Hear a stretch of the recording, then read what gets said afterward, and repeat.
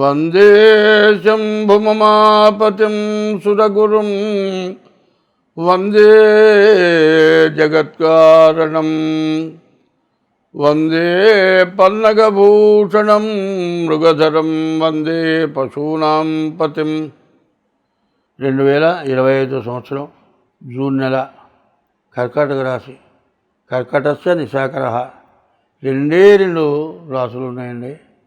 సింహరాశికి ఏమో రవి అధిపతి, కర్కాటక రాశికి చంద్రుడు అధిపతి.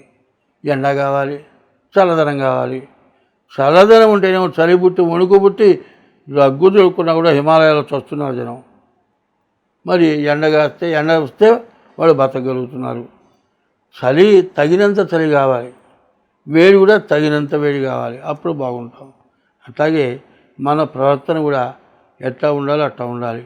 ఈ కర్కాటక రాశి పూర్వజన్మ పుణ్యం చేసుకున్న రాశి. మనిషికి మానవ జన్మలు 7 పోలికతో ఉన్నవాళ్ళు చాలామంది ఉన్నారు. చూడండి, ఒకే పోలిక సేమ్ మార్చడానికి వీలేదు. ఒకళ్ళ పక్కన ఒకళ్ళని 7 నిలబెట్టి బాగా చూడండి, 7 ఒకే రకంగా ఉన్నారు. గ్రహాలు కూడా 7 అండి. ఒక్కొక్క గ్రహం బలంతో ఒకడు పుడుతున్నారు. ఈ పుట్టిన వాళ్ళు మరి కొంత జ్ఞానం కలిగి ఉంటున్నారు. అట్లాంటి వాళ్ళల్లో మరి కర్కాటక రాశి, సింహరాశి చాలా బలమైన రాశులు, ప్రశాంతత కలిగిన రాశులు. ప్రేమ, చంద్రుడికి ప్రేమ ఎక్కువ, శత్రువు అంటూ ఉండడు. అటువంటి రాశికి ఇప్పుడు 11 వచ్చేప్పటికల్లా ఏ గ్రహం లేదు. 10 శుక్రుడు ఉన్నాడు. ఈ శుక్రుడు వివాహో భాగ్యంచ భోగస్థానంచ వైభవం. శుక్రుడు వల్ల వివాహం అవుతుంది. భోగస్థానం అంటే మరి చెల్లెలు కూడా కాళ్ళు పిసుకదు. చెల్లెల చేత కాళ్ళు పిసుకులేవు. మరి నీ చెల్లెల తర్వాత నీ అంతది చెల్లె పెళ్ళాం అంత వయసు వచ్చింది, ఆమె చేత కాళ్ళు పిసుకుంచుకుంటావా? పిసుకుంచుకోలేవు. చెల్లెలు అన్న ఉన్నారు, చిన్నప్పుడు మంచం మీద పడుకున్నారు. పెద్ద అయిన తర్వాత పెళ్ళి కాకపోయినా ఓ మంచం మీద పడుకోగలరా? ఆ టైంలో ఉండే ప్రేమ వేరు, మరి యుక్త వయసు వచ్చిన తర్వాత వచ్చే ప్రేమ వేరు. ఎప్పటి ప్రేమ అప్పుడే ఉండాలి. మరి యుక్త వయసు వచ్చిన తర్వాత భర్తతో మరి లైంగికమైనటువంటి ప్రేమ అక్కడ వస్తుంది. చిన్నప్పుడు పుట్టినప్పుడు ప్రేమ సోదర ప్రేమ, మరి వాళ్ళని విడనాడలేని ప్రేమ వస్తుంది. అట్లాగే ఈ రాశి వాళ్ళకి శుక్రుడు బాగున్నాడు. శుక్రుడు బాగుంటే వివాహం అవుతుంది. మంచి భాగ్యం అంటే భార్య. మరి 8 రకాల సుఖాలట. మరి ధనలక్ష్మి, ధాన్యలక్ష్మి, వ్యాపారలక్ష్మి, విద్యాలక్ష్మి, ఇట్లా మరి ఇన్ని రకాల లక్ష్ములు ఉన్నాయి. శుక్రుడు కూడా, భార్య కూడా ఒక లక్ష్మి. అటువంటి లక్ష్మి వచ్చేటువంటి యోగం ఉంది. పెళ్లి కాని వాళ్ళకి పెళ్ళి అవుతుంది. పెళ్ళయి కూడా వేరుబడి కోర్టుకెక్కి విడాకులు రాకుండా ఇబ్బంది పడేవాళ్ళు కూడా మళ్ళీ కలవటానికి కొద్దిగా టైం కనబడుతుంది. ఇట్లాంటి టైముల్లో నేను ఒకటే చెబుతున్నా, వివాహం కాని వాళ్ళకి కానీ, వివాహమై సమస్యలు వచ్చిన వాళ్ళకి కానీ, వివాహమై పిల్లలు పుట్టి పిల్లలు కూడా పెళ్ళిడికి వచ్చి పెళ్ళి కాకుండా వీళ్ళు విడిపోయి వాళ్ళ పెళ్ళి కావాలంటే మా అమ్మ ఓ రకం, మా నాన్న ఓ రకం, నువ్వే రకమో, నీకు పిల్లలు ఎట్లా ఇస్తాం? ఎవరు? కాబట్టి తల్లిదండ్రులు పిల్లలను చూసుకోవాలి అంటే శుక్రుడు బాగుంటేనే బాగుంటుంది. కాబట్టి శుక్రుడు బాగుంటే అన్ని రకాలుగా బాగుండాలంటే బాగుంటుంది. కాబట్టి శుక్రుడు ఒక్కడే ఈ రాశికి బాగా కనబడుతున్నాడు. మిగతా ఏ గ్రహాలు మాత్రం పనికొచ్చే స్థితిలో లేవు. ఎందుకంటే శుక్రుడు వివాహ భాగ్యంచ అంటే నువ్వు బజారు పోతుంటే ఒక అమ్మాయి కనబడుతుంది, పలకరిస్తుంది, నువ్వు ఎక్కడికి పోతున్నావు ఉంటుంది, ఎక్కడ ఉంటున్నావు ఉంటుంది, ఆమె ఎక్కడ ఉంటుందో చెబుతుంది. నేను ఒక్కదాన్నే ఉన్నానయ్యా, మనకి ఇక్కడ స్నేహితం కుదిరింది, ఒక్కసారి మా ఇంటికి. ఎందుకండి మీ ఇంటికి వచ్చిపోయేది? నువ్వు అర్థం చేసుకోవాలా? ఆడమనిషి నేను ఒక్కదాన్నే ఉన్నాను, నా ఇంటికి వచ్చి పొమ్మంటే యూట్యూబ్లో చూపిస్తున్నాడు, బయట నుంచి ఉంటుంది, పోతూ ఉంటాడు. అయ్యా లైట్ ఆరిపోయింది, అయ్యా బల్బు పెట్టాలి. బల్బు పెడుతుందా? ఏం బల్బు పెట్టాలి నీకు? ఈ పిలిచిన వాడికన్నా ఉండాలి, పోయేవాడికన్నా ఉండాలి. అబ్బో ఆమె కనపడగానే ఒళ్ళు పొంగిపోయింది, బల్బు పెట్టరా? బల్బు ఎక్కడ పెడతా నువ్వు? ఏం బల్బు పెడతా? ఎంత నీచమైన మాటలండి. ఇట్లా తయారవుతుంది. కాబట్టి శుక్రుడు బాగుండి అన్ని గ్రహాలు బాగుండకపోతే ఎట్లాంటి నీచ స్త్రీ సాంగత్యం జరగవచ్చు.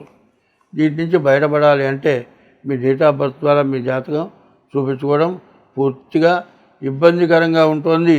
ఈ కర్కాటక రాశి పరిస్థితి ఎట్లా ఉందంటే ద్వితీయంలోనేమో కుజుడు పడ్డాడు, మరి ద్వాదశంలో గురువు పడ్డాడు. ఆ నూరా వేపుకు దెబ్బలు తాకే ఉంది. ఈ కర్కాటక రాశిలో రకరకాలైన సమస్యలు ఉన్నాయి. అన్నీ కూడా చాలా జాగ్రత్తగా చూసుకోవాలి.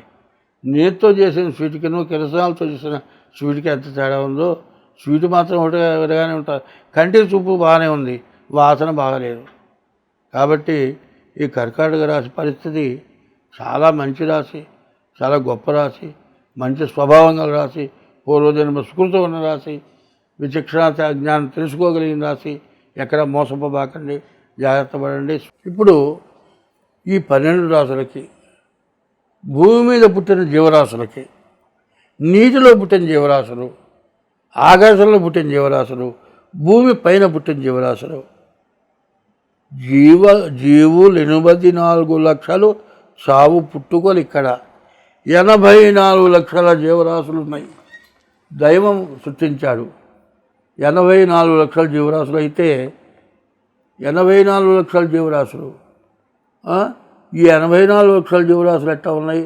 ఆకాశంలో 21 లక్షలు, భూమి పైన చెట్లతో సహా 21 లక్షలు, భూమి లోపల 21 లక్షలు, నీటి లోపల 21 లక్షలు.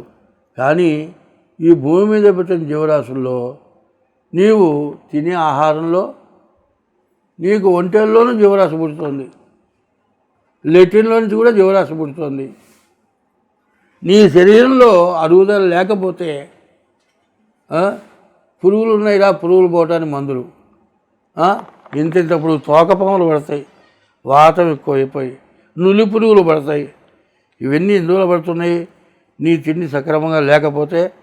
ఇష్టమైన తిండి ఏం తిన్నది? ఒకటే తింటేట 4 రకాలు తినాలి. ఈ 4 రకాలు తింటున్నాం కదా అని ఇంకా ఇవి చాలే. ఒకప్పుడు మానవులకి అడవులు ఉండటం చేత, అడవుల్లో ఎండాకాలం వచ్చినప్పుడు, ఎండాకాలంలో ఆకులు లేక, పండ్లు లేక, కాయలు లేక ఇబ్బంది పడితే ప్రాణం నిలుపుకుంటానికి ఒంటెల డొక్కలు కొట్టి నీళ్ళు తాగారు. జీవరాశుల్ని చంపి ఆహారం తిన్నారు. ఇవాళ ఒంటెల్ని కొట్టి నీళ్ళు తాగాల్సిన అడవి కాదు, దేశంలో నీళ్లు దొరుకుతున్నాయి, తినడానికి శాకాహారం దొరుకుతుంది. కానీ మాంసాహారం ఎందుకు తింటున్నావు? డాక్టర్ ఏం చెబుతున్నాడు? ఏదైనా దెబ్బతిన్నప్పుడు మాంసాహారం తినమంటున్నాడు. మాంసాహారం తినకుండా కూడా తగ్గించుకుంటానికి వీలవుతుంది. సరే, ఆయన చెప్పారండి మాంసాహారం ఒక మేకను దేన్నో తీసుకొచ్చి కోసుకు తినడానికి నీ దగ్గర డబ్బులు లేవు, హోటల్కి పోతున్నావు, హోటల్కి పోతే పిల్లి మాంసం తీసుకొచ్చి పెడుతున్నారు, కుక్క మాంసం తెచ్చి పెడుతున్నారు హోటళ్ళల్లో. ఇవన్నీ తింటే ఏమవుతున్నా? ఎన్ని రోగాలు గురవుతున్నా? క్యాన్సర్ వస్తుంది, రకరకాలైన వ్యాధులు వస్తున్నాయి. ఆఖరికండి మనం పండించే పంట విషం సంబంధించినటువంటి మందులు వేస్తున్నారు.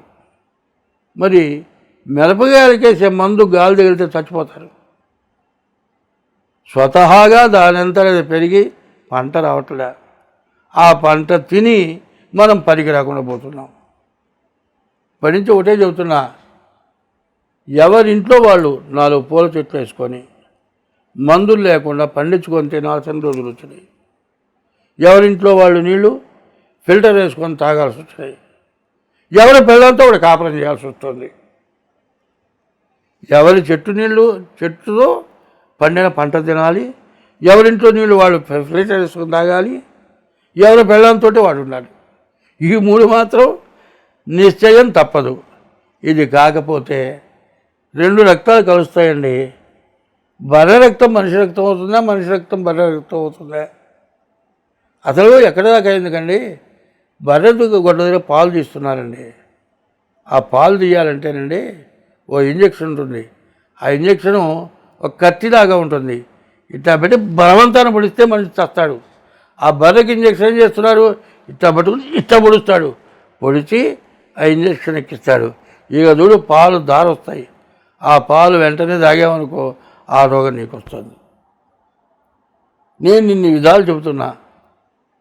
పాలు కలుషితమైపోయినాయి, పాలు కరెక్ట్ కాదు, తినే తిండి కరెక్ట్ కాదు, నీ ప్రవర్తన కరెక్ట్ కాదు. అందరం బాగుండాలి అంటే ఆఖరి చెట్ల ఆకులు తినాల్సిన రోజులు వచ్చినాయి. ఆ చెట్ల ఆకులైనా సరే ఇంట్లో పండించుకొని తినాల్సిందే. మార్కెట్లో ఇవాళ కూరగాయలు తెస్తామండి, తెల్లారేపటి గుంటల్లో ఫ్రిడ్జ్లో పెడుతున్నారు. ఆ ఫ్రిడ్జ్లో పెడితే అంతకంటే పాడైపోతున్నాయి. ఇదంతా ఎందుకు చెబుతున్నానంటే నీ ప్రవర్తన వల్లే నీకు రకరకాలైన సమస్యలు వస్తున్నాయి. కాబట్టి ముందు తిండి, 2 గుడ్డ, 2 డబ్బు, ఇంకోటి భార్య, వీటన్నింటినీ జాగ్రత్తగా ఉంటే ఏ సమస్య రాదు. ఇటువంటి తప్పులు చేస్తే కుదరదు. ఈ తప్పులు చేయటం వల్ల నాశనం అయిపోతున్నాం. దైవాన్ని నమ్మండి, జ్యోతిష్యాన్ని నమ్మండి.